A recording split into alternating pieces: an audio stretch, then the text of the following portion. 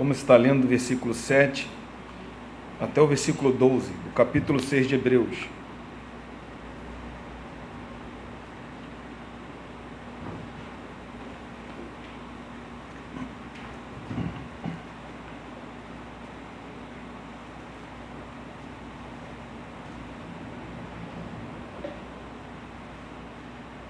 Todos acharam? Diz assim: porque a terra que absorve a chuva, que frequentemente cai sobre ela, e produz erva útil para aqueles por quem é também cultivada, recebe bênção da parte de Deus. Mas, se produz espinhos e abrolhos, é rejeitada e perto está da maldição, e o seu fim é ser queimada. Quanto a vós outros, todavia, ó amados, estamos persuadidos das coisas que são melhores e pertencentes à salvação, ainda que falamos desta maneira. Porque Deus não é injusto para ficar esquecido do vosso trabalho e do amor que evidenciaste para com o seu nome, pois servistes e ainda servis aos santos. Desejamos, porém, continue cada um de vós mostrando até o fim a mesma diligência para a plena certeza da esperança, para que não vos torneis indolentes, mas imitadores daqueles que pela fé e pela longanimidade herdam as promessas. Vamos orar. Senhor, estamos aqui, Deus, na tua casa para ouvir a tua voz. Obrigado, Senhor, porque o Senhor tem misericórdia sobre a nossa vida. Mas nesse momento, Senhor, nós queremos ouvir a tua voz. Por isso pedimos a ti que o teu Santo Espírito nos auxilie para nós compreendermos a tua palavra, Senhor. Nos ajuda, Deus, a compreender a tua palavra e entender, Deus, que a salvação final de todo esse processo é a gente permanecer até o fim, Senhor. Nos ajuda, Deus, a permanecer até o fim. E que o teu nome seja sempre glorificado em nossa vida. Muito obrigado, pois assim nós te oramos e já te agradecemos. Amém, Jesus, e amém. Poder se assentar, irmãos. Irmãos, como vimos semana passada, dos versículos do número 4 até o 6, uma pessoa, ela pode estar ou viver de uma maneira ativa no meio da igreja, mas ainda assim se apostatar da fé. Eu falei isso, repeti muitas vezes. E também eu falei semana passada que a certeza da nossa salvação, ela está associada à nossa perseverança. Mas não só a nossa perseverança, como também a gente continuar a permanecer em Cristo. Foi falado isso aqui. Porque quando nós, irmão, vemos pessoas se apostatando da fé, a apostasia, ela não acontece de uma hora para outra, ela acontece de maneira gradativamente. E a gente olhando para esse texto aqui, isso, irmão, é de trazer arrepio na nossa alma. Por que arrepio? Porque eu conheço pessoas que aparentemente era mais crente do que eu e hoje se apostatou da fé. Não são pessoas, irmão, que estão na prática do pecado, não. São pessoas que não querem mais ouvir falar de Deus. A pessoa, ela continua tendo aquela vida boa moralmente no meio social, mas se apostataram da fé. Então isso é para nos trazer pavor e tristeza, porque de repente você conhece homens, amigos, familiares seus que se apostataram da fé. E esse se apostatar da fé aqui, que o autor está escrevendo, Ele não está falando de uma pessoa que caiu em pecado, não, ele está falando de uma pessoa que não vai retornar mais para Deus. Foi falado aqui semana passada também, que pessoas brincam com Deus, como aconteceu no deserto. Aqueles homens olharam, viram tudo, todos os tipos de maravilha de Deus. Os 12 espias, eles entraram, irmão, a terra prometida, eles viram, eles comeram, eles experimentaram tudo. Mas quando saíram, chegaram no meio do povo, falando que era impossível de Deus dar aquela terra para eles, colocando Deus à prova. E daquele dia em diante ali, Deus falou que ninguém deles iria entrar. Então, o que nós estamos falando aqui, deste versículo, desta carta, é um alerta máximo para nós. É um alerta máximo para mim. Porque eu tenho visto ao meu redor pessoas que um dia sentou no mesmo lugar que eu sentei, andou comigo de mão dada, pregava a palavra de Deus, conhecia a verdade, conhecia toda a história da reforma protestante muito mais do que eu, e se apostatou da fé. Não querem mais ouvir. Eu não estou falando de uma pessoa não, irmão, estou falando de várias pessoas. Então isso aqui é para nós estarmos alerta essa carta. E depois dele ter falado tudo isso sobre as pessoas que experimentaram, que foram iluminados, provaram o dom celestial, se tornaram participantes do Espírito Santo, provaram a boa palavra de Deus, os poderes do mundo vindouro e caíram, sim, é impossível outra vez renová-los para o arrependimento, visto que, de novo, estão crucificando para si mesmo os filhos de Deus, expondo a vergonha. Agora ele vai falar, irmão, de uma ilustração que ela é muito familiar na Bíblia. Hoje nós vivemos em uma cidade de pedra, mas naquela época não era assim. Então eles entendiam muito bem o que o autor está escrevendo sobre terra, sobre semente, porque isso era a vida deles, o trabalho deles. Então, se agora ele está falando que é impossível, agora ele vai falar da responsabilidade humana nossa. Olha o que ele vai dizer: porque a terra que absorve a chuva, que frequentemente cai sobre ela e produz erva útil para aqueles a quem é também cultivada, recebe bênção da parte de Deus.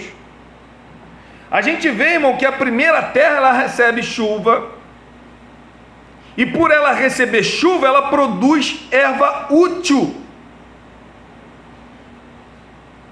E por ela produzir erva útil, ela abençoa aquelas pessoas que estão cultivando e é abençoada por Deus.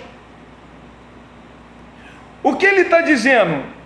Ele está falando, irmão, que essa terra, ela foi regada, ela foi semeada, ela foi cultivada. E qual é a resposta dessa terra? Dá fruto. Porque ela recebeu todos os benefícios de Deus. Às vezes, irmão, nós olhamos assim, lá em casa, cresceu uma planta lá, eu achei que era uma planta, deixei crescer, um dia desse o Dudu foi lá, aí o Dudu falou para a Michele: ó, essa árvore aí, ela vai crescer. E eu deixei, porque eu vejo que ela é muito frágil, né, Dudu? E eu deixei ela, e ela está lá, ela já está passando a altura da casa.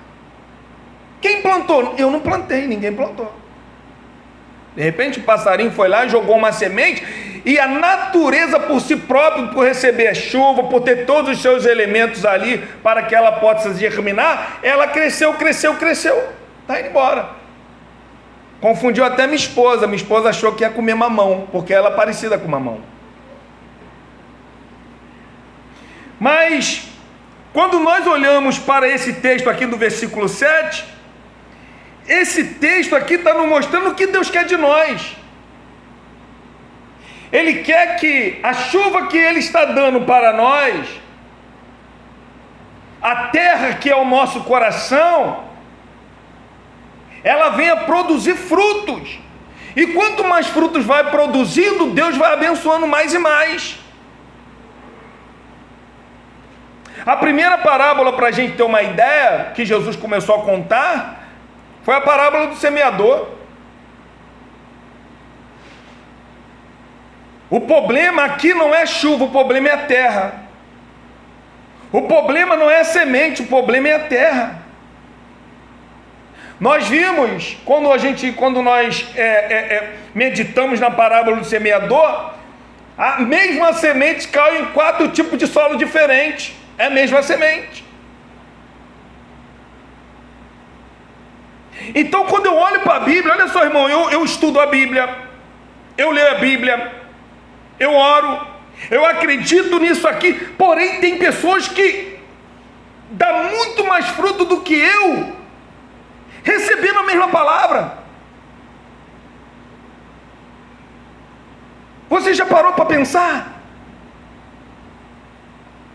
Tem pessoas que lêem a mesma Bíblia, lêem a mesma palavra, têm o mesmo entendimento e dá mais fruto que nós, do que a gente. É isso que está dizendo o texto. A parábola do semeador, a semente é a mesma. E Jesus vai contar que é a palavra de Deus. Sendo quando ela cai numa terra boa, adubada, ela cresce e multiplica.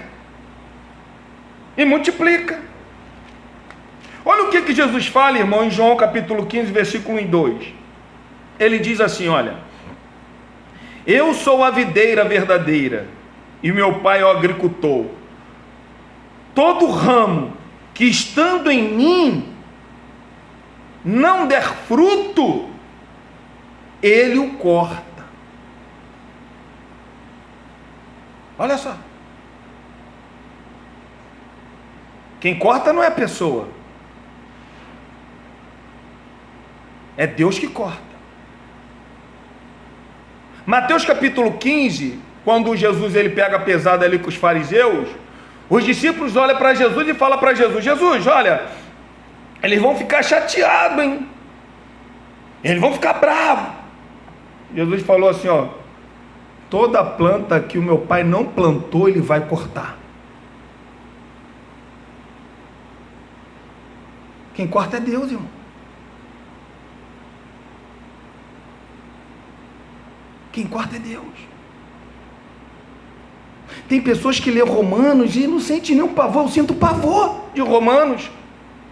Capítulo 1, meu Deus do céu, Deus ele entrega as pessoas nas suas próprias misérias. Sabe aquela pessoa que vai viver por resto da sua vida na sua miséria, sem misericórdia de Deus? É isso que o texto está dizendo. Deus os entregou, Deus os entregou, Deus os entregou. É Deus tirar a sua graça, deixar aquela pessoa seguir os seus próprios caminhos. E o próprio caminho daquela pessoa vai ser de perdição, perdição, perdição. E aqui, Hebreus, depois dele falar que sobre as pessoas que se apostatam, ele está falando de uma terra que produz, irmãos. Você note bem, irmão, que a terra, para ela apresentar uma boa colheita, se eu sou o agricultor, eu tenho um tempo certo para poder jogar sementes. Se aquela semente falhar, a minha produção também vai falhar. Porque você vê que é natural você jogar uma semente e ela começa a germinar. Tem pessoas que dá até o dia para ela começar a dar fruto. Por quê? Ela tem o seu tempo certo. Se ela falhar ali, já era. E é isso que Deus quer de nós. Quer que a palavra dele venha germinar no ato. Não é amanhã, não é depois, mas é no ato. Pedro, ele vai falar que nós fomos regenerados pela palavra viva dele. Então qual é o tipo de orações que nós devemos fazer? Senhor, porque há pessoas que lêem a mesma palavra têm dado fruto, e eu continuo na mesma. Por quê?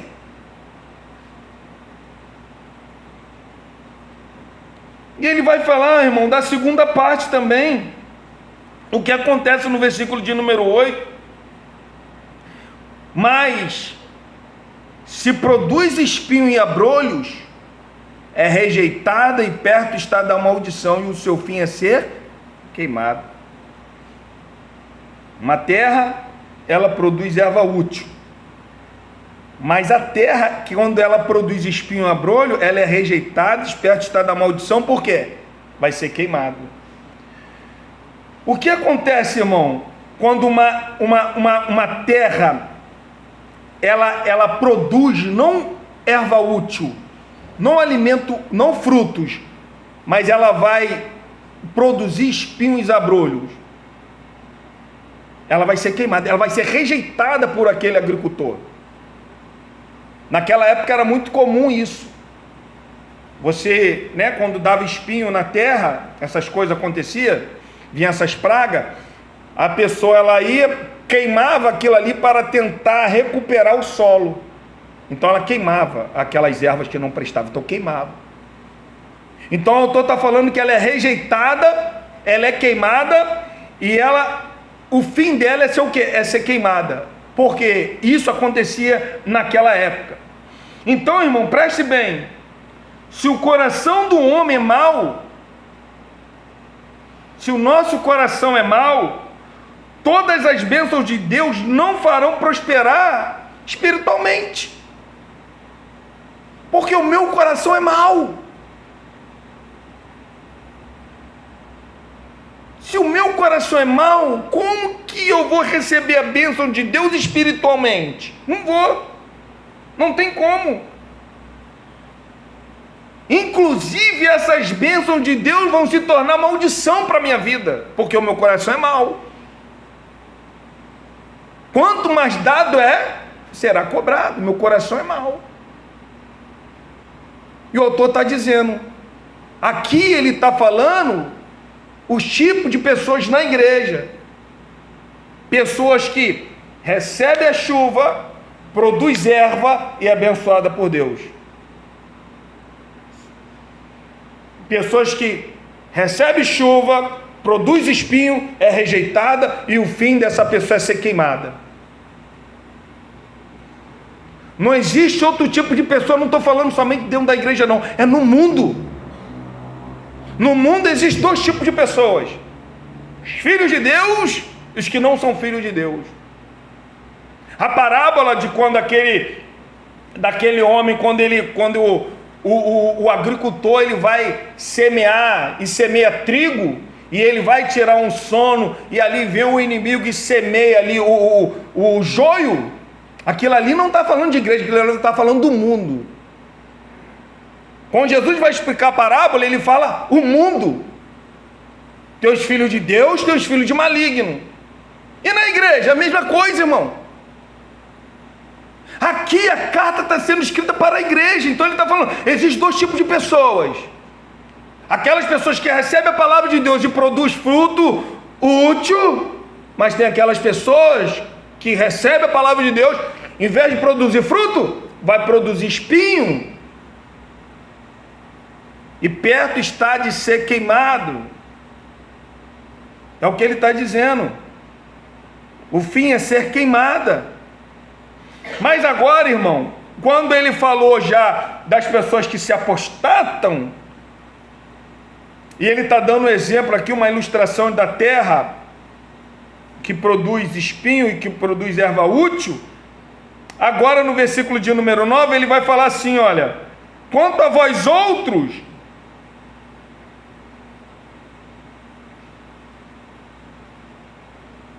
o autor ele está falando para aqueles leitores ali, ele está tendo a certeza da salvação daqueles homens.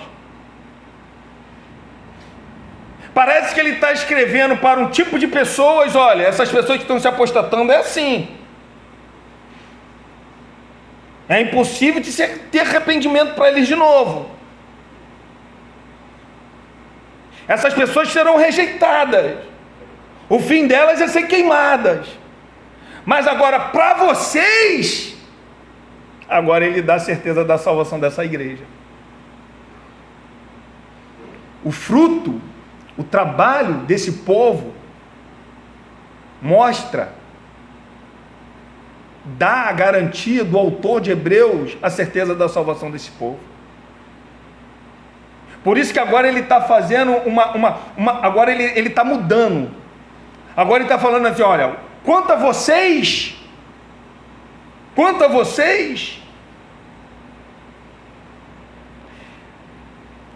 irmãos, esse contraste aqui, ele é muito interessante, porque o autor ele consegue visualizar a salvação da igreja. Nem todo mundo que está na igreja ou no meio do povo de Deus, ela dá sinal que vai se apostatar. Porque às vezes tem pessoas que dão sinal que vão se apostatar. Tem outras não, mas tem pessoas que dão sinal. Mas aqui o autor está dizendo assim: olha, quanto a vocês outros, se você for ver o apóstolo Paulo, às vezes nós falamos assim: a salvação só quem sabe é Deus. Nada disso. Você tem que ter a certeza da tua salvação. Eu tenho que ter certeza da minha salvação e que o meu nome está escrito no livro da vida. É isso que me dá força para eu continuar. Não é questão de eu olhar e falar assim: não, só Deus quem sabe. Não. O apóstolo Paulo, ele via isso no povo da sua igreja, quando ele escrevia as suas cartas. Olha só, acompanhe comigo aqui em 1 Tessalonicenses, capítulo 1, versículo 2 ao 4.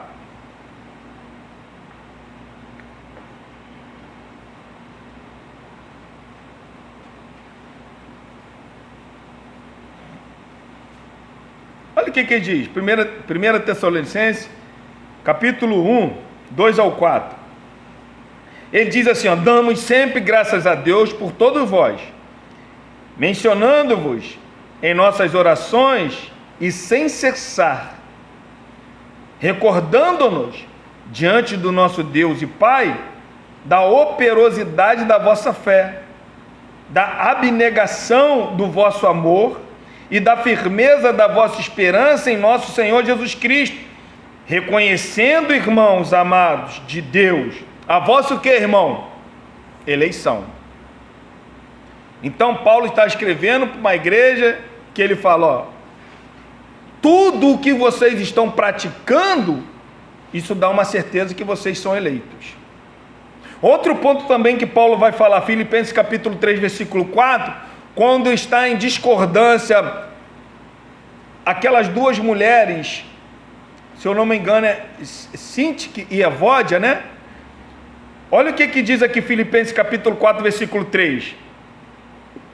Ele fala assim: a ti, fiel companheiro de jugo, também peço que as auxilie, pois juntas se esforçaram comigo no evangelho, também com o Clemente e com os demais cooperadores meus, cujo nome se encontra no livro da vida. Então, pessoas que mostram frutos, mostram que a palavra de Deus germinou no coração, e que Paulo tem a garantia que esse povo é eleito, que o nome dele está escrito no livro da vida. Olha ele continua no versículo 9: quanto a vós outros, todavia, ó amados. Esse ó amados aqui é a primeira vez que aparece no livro de Hebreus. Estamos persuadidos das coisas melhores, que melhores e pertencentes à salvação. O que ele está falando? Olha, quanto a vós outros, todavia, amados. Amados por quem? Por Deus. Eles são amados por Deus e são herdeiros da promessa de Deus. Então agora ele está falando para um povo que dá sinal da salvação, dá fruto, faz tudo aquilo que Deus manda e pede para poder fazer. Ele está falando que esse povo aqui é o povo da primeira terra, que está produzindo fruto. Olha o interessante, irmão, quando ele usa essa palavra persuadir aqui, ó. Ele diz, quanto a vós outros, todavia, amados, estamos persuadidos. Sabe o que é persuadir aqui? O autor está dizendo assim, olha, eu fui convencido. Quando ele olha para um povo de judeus, alguns estavam abandonando Cristo e voltando às velhas práticas das suas religiões, acreditando mais na lei de Moisés, mais no sacrifício, mais em anjos, do que a Cristo. Agora ele olha para essas pessoas que estão em Cristo, eles estão falando assim, ó, vocês me convenceram. Eu sei que vocês são salvos porque vocês me convenceram. Foi um convencimento. Como que esse autor foi convencido? Pelas atitudes, pelo trabalho que esse povo fazia. É por isso que ele foi convencido. As ações dessas pessoas convenceu o autor. Ele está falando, amados, estamos persuadidos, convencidos.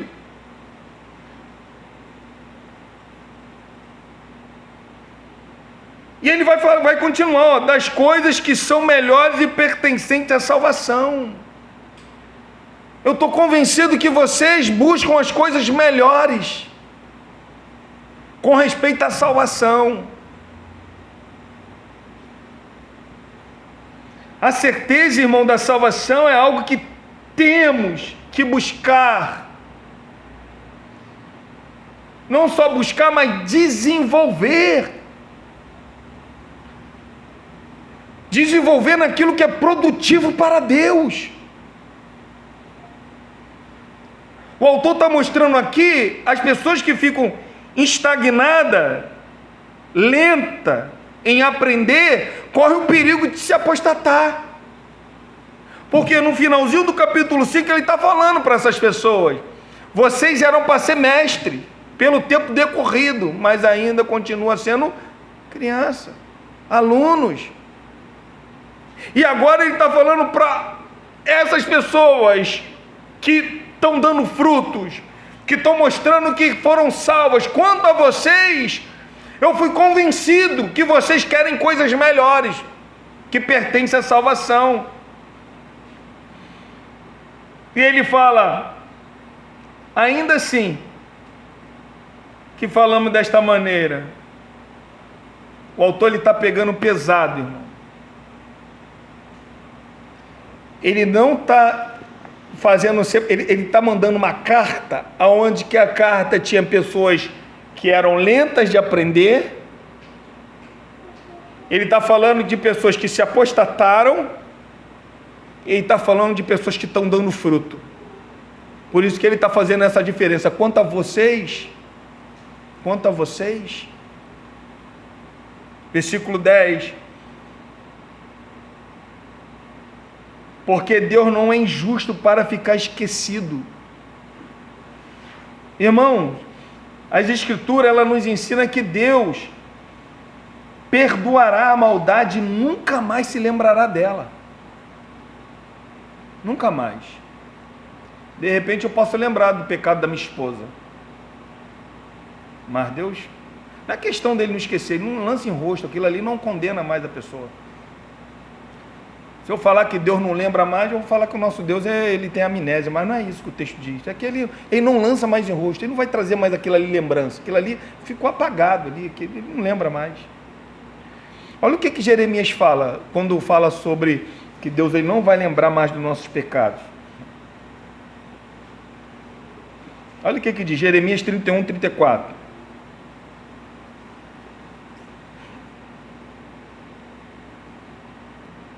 diz assim, olha, Jeremias 31, 34, capítulo 31, versículo 34, diz assim: não ensinará jamais cada um ao seu próximo, nem cada um ao seu irmão, dizendo: conhece ao Senhor, porque todos me conhecerão, desde o menor até o maior deles, diz o Senhor, pois perdoarei as suas iniquidades, e dos seus pecados jamais me lembrarei. Ou seja, os nossos pecados Deus não vai nos lembrar, o nosso pecado não nos condena mais, porque Deus não vai lembrar, não vai trazer isso.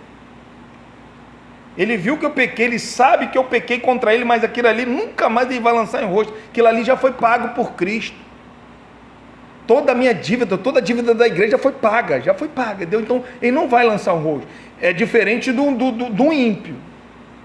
É diferente do ímpio. A igreja, ele esquece, ele esquece disso. O pecado. Mas a obra não, a obra ele lembra. Por isso que o autor está dizendo aqui, porque Deus não é injusto. Injusto de quê? De ficar esquecido do vosso trabalho. O que nós fazemos de bondade, para que o nome de Deus possa ser engrandecido, ele lembra. É por isso que o autor está falando, ele não é injusto, ele lembra. Deus, ele esquece, irmão, o pecado sim, mas os feitos em benefício do seu povo, ele sempre vai lembrar, ele sempre vai lembrar. O texto continua falando, ó, porque Deus não é injusto para ficar esquecido do vosso trabalho, e do amor que evidenciaste um para com os outros. Um para com o seu nome, evidenciaste para com o seu nome. Ou seja, o trabalho daqueles cristãos, irmão, mostrou a verdade da sua fé, era uma fé verdadeira. É por isso que o autor está dizendo aqui, porque Deus não é injusto para ficar esquecido do vosso trabalho, do amor que vocês estão evidenciando para com o seu nome. A árvore, irmão, revela que está viva por meio de quê? Dos frutos que produz. Aquela igreja ali, tinha alguns irmãos ali que estavam o quê? Produzindo fruto. Ele está dizendo isso. Deus não é injusto para ficar esquecido do trabalho de vocês. A referência aqui, provavelmente, está falando a respeito dos crentes que estavam presos por causa do evangelho, dos pobres, dos órfãos, das viúvas, porque nessa época aqui da igreja perseguida existia muito, entendeu? Existia pessoas que ficavam órfãos porque o pai e mãe morreram por causa do evangelho. Existia viúva que a igreja tinha que sustentar porque o seu esposo morreu por causa do evangelho. Então existia muito disso aqui. Então provavelmente aqui o autor está dizendo é com relação a essas pessoas que eles estavam visitando, eles não abandonaram essas pessoas. Então estava vivendo, porque Tiago ele vai falar que o verdadeiro evangelho é esse: não abandonar esses pequenos, essas pessoas que têm necessidade. Olha o que diz em Mateus 25, irmão, 34 ao 35, diz assim, olha: então dirá o rei ao que estiver à sua direita: vinde a mim, bendito de meu Pai, entrai na posse do reino que vos está preparado desde a fundação do mundo. Porque tive fome e me deste de comer, tive sede e me deste de beber, era forasteiro e me hospedastes, estava nu e me vestistes, enfermo e me visitastes, preso e foste ver. Aí essas pessoas vão perguntar: Senhor, quando foi que nós fizemos isso para o Senhor ou com o Senhor? Jesus vai falar: quando fizerem um desses pequeninos, estão fazendo a mim. São pessoas que dão fruto. É isso que o texto está dizendo. Deus não vai dar, irmão, quando a gente olha para esse texto aqui, porque Deus não é injusto para ficar esquecido do vosso trabalho. Aqui não é questão de Deus dar vida eterna com o resultado das nossas obras, não. As nossas obras não é merecedor de nada, não é isso que o texto está dizendo, porque o assunto aqui em pauta não está falando sobre salvação, está confirmando a segurança da nossa salvação, porque tudo isso que esses homens aqui, essas mulheres, esse povo aqui, que Deus não vai ficar esquecido dos seus trabalhos, essas pessoas aqui só estão confirmando aquilo que Deus fez na vida dela. Elas estão dando fruto, a semente que foi plantada germinou, a chuva que caiu na sua terra produziu frutos, produziu erva útil, e agora ela só está frutificando aquilo que Deus fez na vida dela. A semente que Deus colocou lá. A obra que essas pessoas estão fazendo, isso aqui não vai salvá-la, não é isso. Isso aqui vai demonstrar que elas são salvas, é por isso que elas estão fazendo. E por elas ser salvas, elas estão dando fruto. Quando nós olhamos lá em Efésios capítulo 2, versículo 10, vai falar a respeito da salvação. E no final ele vai dizer, pois somos feitura dele, criados em Cristo Jesus para as boas obras, as quais Deus de antemão preparou para que andéssemos nela. Ou seja, nós trabalhamos porque a semente está germinando em nosso coração.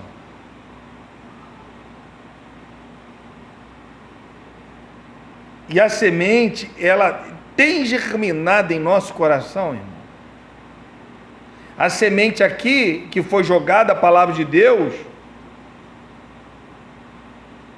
ela está germinando em alguns corações, e alguns corações estão demonstrando frutos, outros corações estão demorando em entender, e outros corações estão se apostatando.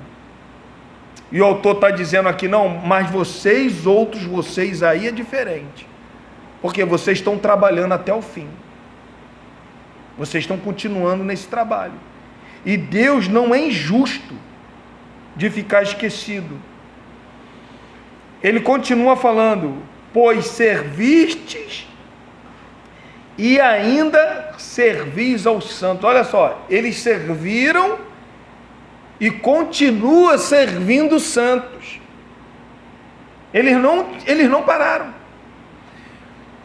Umas pessoas estavam demorando a entender, outras pessoas estavam voltando de novo à prática, à antiga prática do judaísmo, mas esse povo aqui, eles estavam servindo, eles serviram os santos e estavam continuando a serviço dos santos. É isso que o texto está dizendo. O trabalho não parou, não, eles estavam servindo os santos. Eles, irmão, eram povos zelosos e fervorosos, servindo ao Senhor. Eles não pararam. Pessoas estavam parando, pessoas estavam se apostatando, pessoas estavam demorando a aprender, mas eles não, eles estavam caindo para dentro.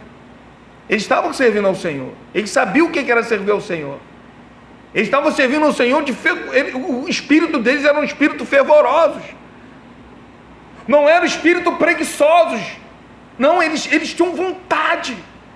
É por isso que o autor agora está falando, quanto a vocês outros, vocês são diferentes, vocês estão trabalhando, vocês serviram, continuam servindo os santos. Olha que maravilha, enquanto muitas pessoas estão abandonando, vocês continuam servindo os santos. Continua servindo os santos, irmão.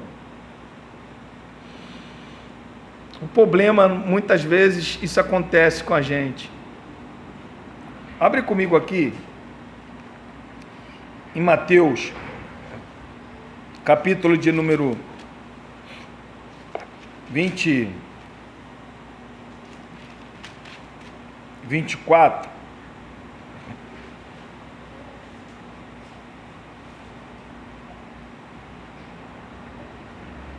Olha o que diz.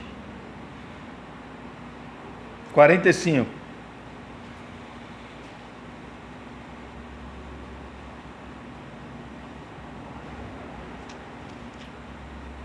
Quem é, pois, o servo fiel?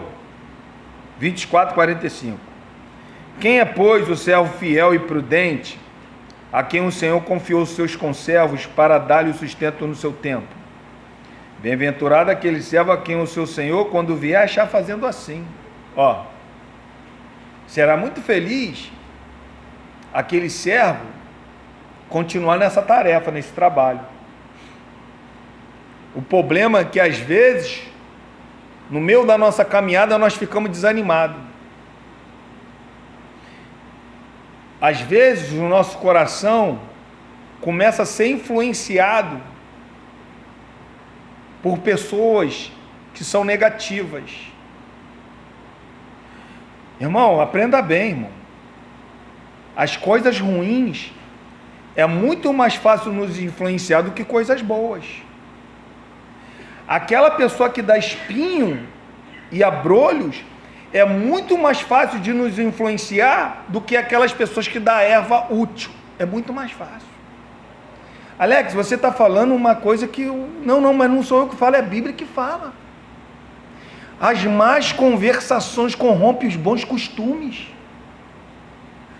Não é os bons costumes que vai convencer as más conversações, não. O apóstolo Paulo está falando, cuidado, igreja de Corinto. As más conversações corrompem os bons costumes, hein? O problema é esse. O problema é que a gente, no meio da nossa caminhada, parece que as coisas não estão entrando de acordo com aquilo que nós imaginávamos ou pensávamos. A gente começa a parar. E o que o autor está dizendo aqui na volta de Cristo? Está falando assim, ó, bem-aventurado aquele servo, quando o seu Senhor voltar, achar ele fazendo assim. Está na mesma pegada, irmão. A mesma pegada. É o que o texto está dizendo. Olha o que Paulo ele vai falar agora em Corinto, por favor. Abre comigo em 1 Coríntios capítulo 15, irmão. 1 Coríntios capítulo 15. Outro texto está falando da volta de Cristo. Olha o que diz.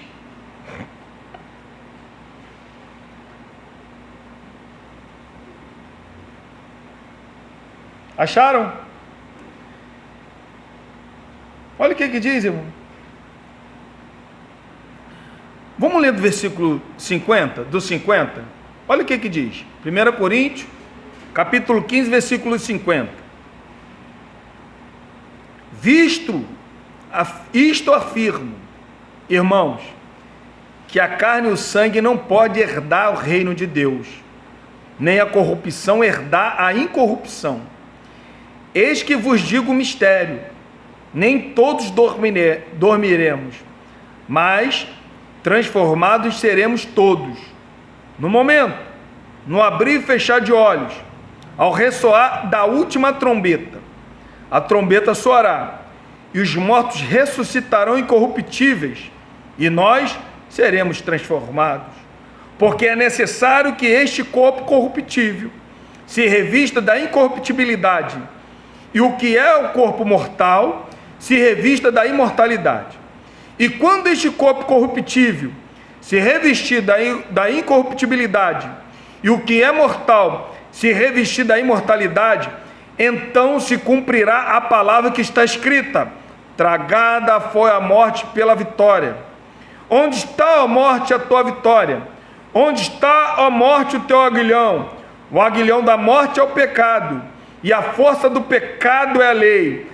Graças a Deus que nos dá a vitória por intermédio do nosso Senhor Jesus Cristo. Até aí tudo bem? Ele está falando nosso encontro com Cristo. Os mortos vão se encontrar, depois nós seremos transformados. Não é uma maravilha isso? A gente quer se encontrar com o Senhor? Ou morto, ou vivo? Queremos, não queremos? Mas olha como que o Paulo, ele termina essas palavras de esperança. Olha como é que ele fala. Versículo 58. Se ele está falando da vinda do Senhor, agora ele vai falar assim, portanto, porém, É um aviso para nós de novo. Meus amados irmãos, olha o que ele vai falar, irmão. Para nós que seremos arrebatados, seremos transformados, o nosso corpo que será revestido. Se nós estamos aguardando Cristo nessa esperança, olha o que ele vai falar. Portanto, meus amados irmãos, sede firmes. Olha só. Mas só essa palavra de firmeza, o que é firme, irmão? O que é estar firme? Isso aqui está firme? Isso aqui está firme? Está firme. Mas se eu pegar na parede aqui e bater, a parede está firme? Está firme. Mas Paulo ele não para por aí.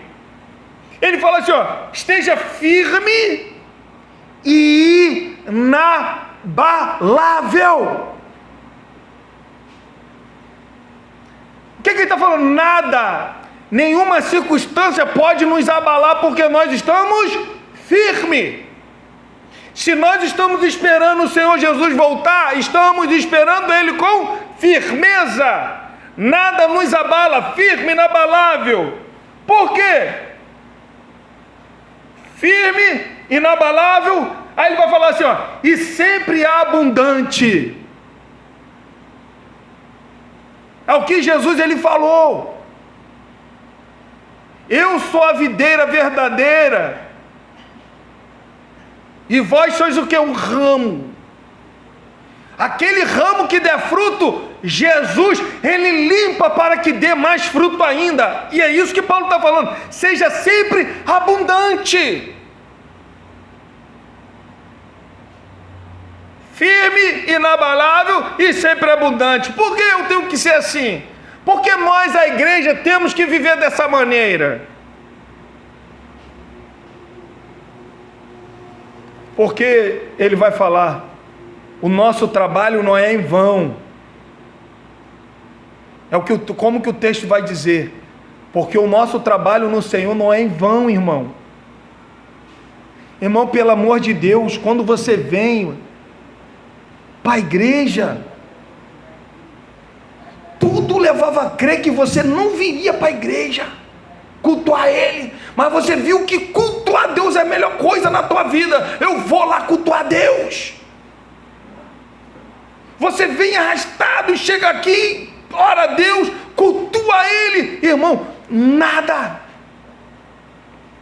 Aquele vizinho que você está ajudando, aquele seu amigo no trabalho que você ajudou, a Bíblia está falando que nenhum trabalho para Deus é em vão. O problema é que às vezes nós não somos os protestantes, como aconteceu naquela época da reforma. Continuamos com a mentalidade católica, achando que fazer serviço para Deus é só eclesiástico, e não é isso. Lutero quebrou esse enigma. Lutero falou: quer trabalhar para Deus? Faça o melhor sapato e seja justo. Quer trabalhar para Deus? Seja o melhor enfermeiro, seja o melhor médico. Quer trabalhar para Deus? Lá onde que você estiver, você trabalha para Deus. E Paulo está falando, o nosso trabalho não é em vão. E o que o autor está dizendo de Hebreus? Deus não é injusto para poder ficar esquecido do nosso trabalho, irmão. Não é injusto. E ele continua, versículo 11, desejamos, porém. Qual o desejo do autor? Continue cada um de vós, olha, mostrando.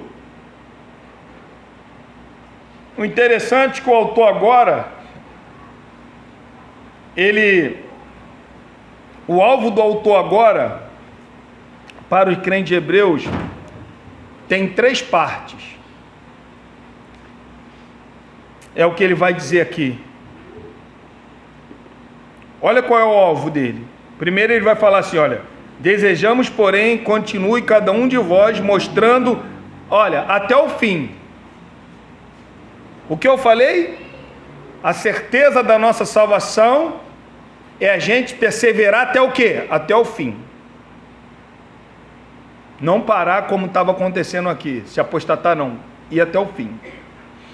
Então, qual é a primeira parte desses três alvos que o autor está colocando aqui? A primeira parte ele está falando assim, ó, mostrando até o fim a mesma o quê? Diligência.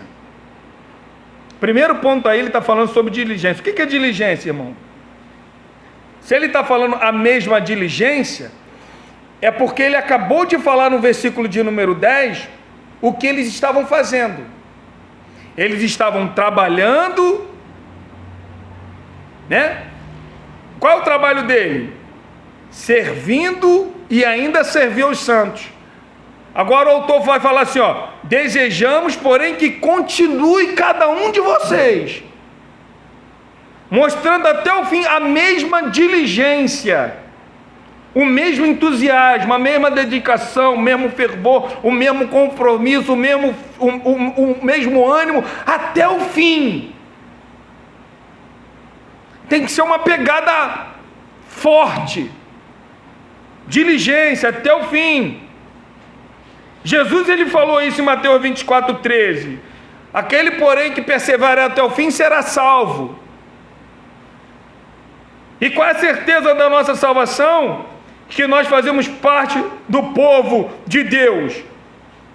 É isso. É a gente ir até o fim.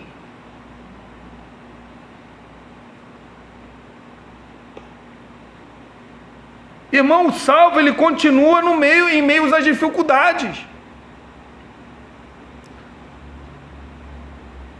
O salvo eles não vão voltar para trás, irmão. No momento de dúvidas, de desânimo, não. Isso pode acontecer, mas ele não vai voltar atrás, ele vai continuar. Porque ele entende que o seu nome foi escrito no livro da vida. O salvo ele pode cair em pecado? Pode cair em pecado, mas ele vai levantar e vai continuar. É bom ele cair em pecado? Não, porque o pecado vai ter consequências, mas ele vai levantar e vai continuar. O salvo ele não retrocede, o salvo ele continua. Desânimo, vem. A dificuldade vem. Momento de dúvida, vem. Quais de nós já não pensamos se nós realmente somos salvos? Eu já pensei.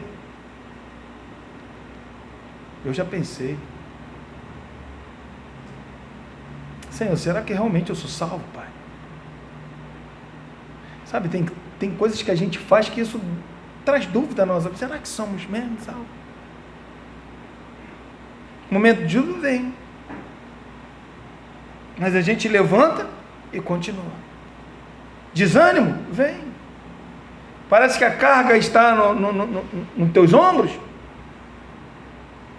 Os problemas todos estão nos teus ombros. Mas você vem, continua vindo. Você não para. Porque o salvo, eles continuam, irmão. Um crente verdadeiro, ele persevera. Cai, às vezes, mas se levanta e continua. Outro ponto que ele vai falar aqui, versículo 12, olha o que ele vai dizer. Para que não vos torneis indolentes. A indolência é algo terrível para o crente, irmão. É o que ele está dizendo aqui no capítulo 5, no versículo de número 12. Vocês deviam ser mestres, eram um povo indolentes, preguiçosos, devagar, quase parando. E Paulo está falando assim, olha, o autor está dizendo assim, ó, para não vos torneis o que é indolente. A única maneira de eu me tornar preguiçoso, é isso que Paulo está dizendo, é isso que o autor está dizendo, é eu ter entusiasmo do início ao fim, ânimo do início ao fim. Se eu parar de ter esse entusiasmo, essa dedicação, esse ânimo, esse compromisso, o que vai acontecer? Eu vou ser um camarada preguiçoso, porque a preguiça vai vir. O pecado está dentro de mim. Vai vir a preguiça. E é por isso que o autor está dizendo, para que não porque eu tenho que ter a mesma diligência, para eu não ser indolente. A mensagem, ela entra por um ouvido, sai pelo outro. Pessoas indolentes que são difíceis de você movimentá-lo, mobilizá-lo é muito difícil. São pessoas sempre que estão quase parando, muito devagar. E a indolência, irmão, é um risco, e pode ser o resultado da falta da conversão e da verdadeira fé, sabe? É isso que nós falamos semana passada. São pessoas que se acostumaram a viver no nosso meio, mas que ainda não foram convertidas, não foram regeneradas. A indolência pode ser o resultado disso. E o alvo das advertências bíblicas é provocar em nós um zelo por Deus, irmão. Zelo pelas coisas de Deus. Porque eu estou recebendo essa advertência bíblica? Para eu ter zelo por Deus.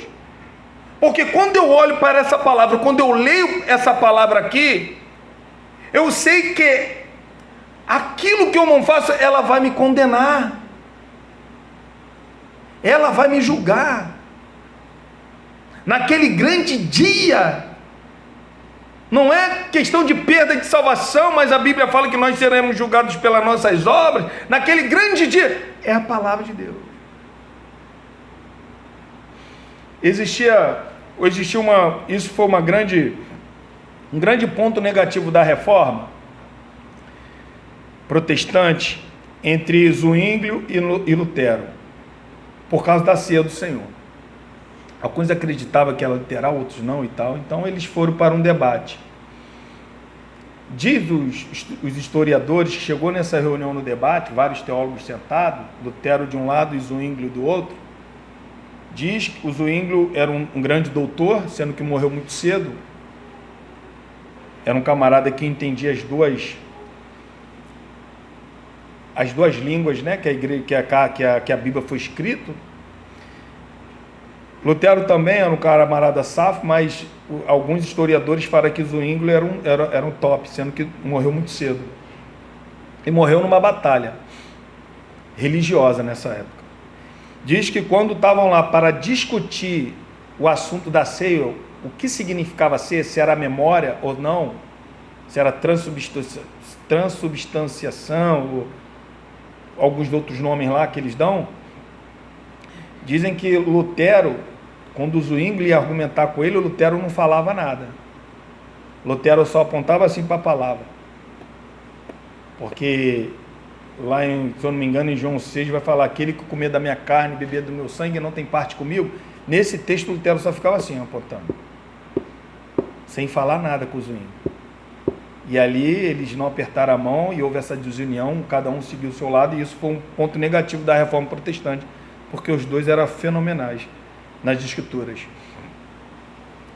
E eu vejo que quando eu tiver que prestar conta a Deus pelo aquilo que eu fiz e faço, que a Bíblia manda eu fazer e eu não fiz, eu não faço, não é questão disso vai me condenar, é questão que a palavra de Deus ela vai me julgar. Vai me julgar. Continuando, irmão. Versículo de número... A terceira parte, quando eu falei, né, a primeira parte, o primeiro alvo está sobre a diligência, o segundo alvo sobre a indolência. A terceira parte é positiva. Ele está falando no versículo 11, né, para a gente continuar até o fim, no mesmo entusiasmo. Aí ele vai falar no versículo 12, para a gente não se tornar, a gente tem que ter o mesmo entusiasmo para nós não nos tornarmos pessoas preguiçosas, agora ele vai apontar para as pessoas. Ele vai falar assim, ó, mas imitadores daqueles que, pela fé e pela longanimidade, herdam as promessas. No Antigo Testamento, irmão, Deus fez muitas e grandiosas promessas a muitas pessoas. A gente vai ver isso no capítulo 11 de Hebreus, né, que apresenta várias pessoas: Abel, Moisés, Josué, Abraão, Isaac, Jacó, os profetas, tudo mais. E eles herdaram as promessas, mas mediante uma condição, ou umas condições, ou duas condições, porque aqui vai dizer, olha, a gente, né, a igreja tem que imitar quem? Imitar aqueles que, pela fé e pela longanimidade, eles herdaram a promessas, né? É isso que o texto vai dizendo. Então, qual é a primeira condição? A fé. Essas pessoas que herdaram todas aquelas promessas de Deus no Antigo Testamento, essas pessoas, elas tiveram que confiar, irmão, em Deus. Elas tiveram que confiar na palavra de Deus. Mesmo quando parecia, sabe, que essas promessas não se cumpririam, eles tinham que confiar nas promessas de Deus. Se lembra de Abraão? Com 100 anos? Sara riu, porque a época de Sara engravidar já tinha passado, ela ri disso. O que aconteceu? Ficou grávida. Então mesmo, você vê que Abraão, a Bíblia fala que Abraão, ele creu contra a própria esperança. Então são pessoas que mesmo as circunstâncias sendo opostas, acreditaram. E segundo ponto também, que a gente vai ver aqui, que é não só pela fé, mas pela longanimidade. Eles foram longânimos, eles tiveram paciência. Isso quer dizer ânimo longo, né? O crente, ele é paciente, irmão. Ele é paciente, aguardando o retorno de Cristo com entusiasmo, sem ser preguiçoso, mas no meio disso tudo, sendo paciente. É isso que o texto está dizendo, é isso que Hebreus está nos ensinando. Nós temos que imitar essas pessoas. Por quê? Pela fé e pela longanimidade, herdam. Não é questão de herdar uma promessa, não. Herdam as promessas. São pessoas que estão herdando as promessas. Amém, irmãos? Então, o que nós aprendemos nesta manhã de domingo? Semana passada e essa semana foi um alerta para nós. Um alerta, uma advertência pesada para nós termos cuidado da nossa fé, nosso compromisso com Deus.